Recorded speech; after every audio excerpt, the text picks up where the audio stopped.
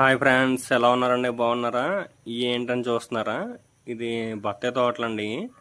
అంటే కొబ్బరి తోటలో బత్తాయి తోట కూడా వేస్తారండి. కోనసీమ జిల్లాలో, కోనసీమలో కూడా. అందుకు బత్తాయి తోటలండి. ఇది సీజన్, వినాయక చవితి అది వస్తుంది కదండి. ఇప్పుడే సీజన్ అండి. అంటే ఒక 2 నెలలు 3 నెలల ముందు, 4 నెలల ముందు కడతారండి బుట్ట. అంటే బుట్ట కట్టడానికి కారణం ఇది తాటాకు బుట్టలండి. దీనివల్ల మనకి చాలా లాభాలు ఉంటాయండి. కాయకి రంగు వస్తుంది, దోమకాటుకి తగలదండి.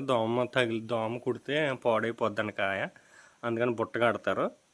ఇంకోండి ఇలా నిచ్చెనలు వేసుకుని కోస్తారండి. ఇంచుమించు ఈ బుట్ట కట్టడానికే వీళ్ళకి ఖర్చు 3 రూపాయలు అవుతుందండి. బుట్ట కొని ఇలాగా కట్టడానికే మొత్తం కాయకి ఎక్కించడానికి అదిని 3 రూపాయలు ఖర్చు అవుతుందండి. ఓన్లీ కాయకి, ఒక్కొక్క కాయకి 3 రూపాయలు ఖర్చు అవుతుందండి. చూడండి, ఇదేంటంటే మనకేసి ఇక్కడ చెట్ల లెక్కన కొంటారండి, కాయల లెక్కన కాదు. ఇక్కడ చెట్ల లెక్కన అమ్ముతారండి. చూడండి ఎలా వేస్తున్నారో. ఇదిగో ఇలా రాసి కింద వేసి ఆ బుట్ట అంతా తీసేస్తారండి. మొత్తం బుట్ట తీసి కాయ సెపరేట్ చేస్తారు. అందులో పోయిన కాయలు ఏమైనా ఉంటే తీసి పడేస్తారండి. చూడండి ఎలా ఉన్నాయో కాయలు.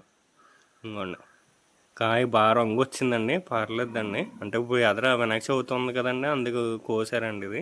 ఇది మన లోకల్ అమలాపురం తీసుకెళ్ళి అమ్ముతారండి. ఇంచుమించు కాయ వచ్చి 10 రూపాయల పైన అమ్ముతారండి.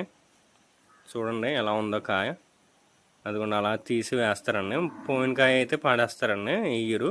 చూడండి ఇంకోండి బుట్ట అదిని అలా తీసి పెట్టి వేసినప్పుడు చాలా, అంటే దోమ కూడా కుట్టేస్తాయండి. ఎక్కువ దోమలు అవి ఉంటాయి. చూడండి ఎలా తీస్తున్నారు, ఎంత స్పీడ్గా తీస్తున్నారో చూడండి. ఇది మీకు ఏరియాలో కాయ ఎలా అమ్ముతారో మాకు కామెంట్ బాక్స్లో చెప్పండి. బత్తాయి మా దాంట్లో అయితే చెట్ల లెక్కన కొంటారండి, కాయల లెక్కన కాదు. రైతు దగ్గర అయితే చెట్ల లెక్కన కొని కాయల లెక్కన అమ్ముకుంటారండి. థ్యాంక్ యూ సో మచ్ అండి. సబ్స్క్రైబ్ చేసుకోండి.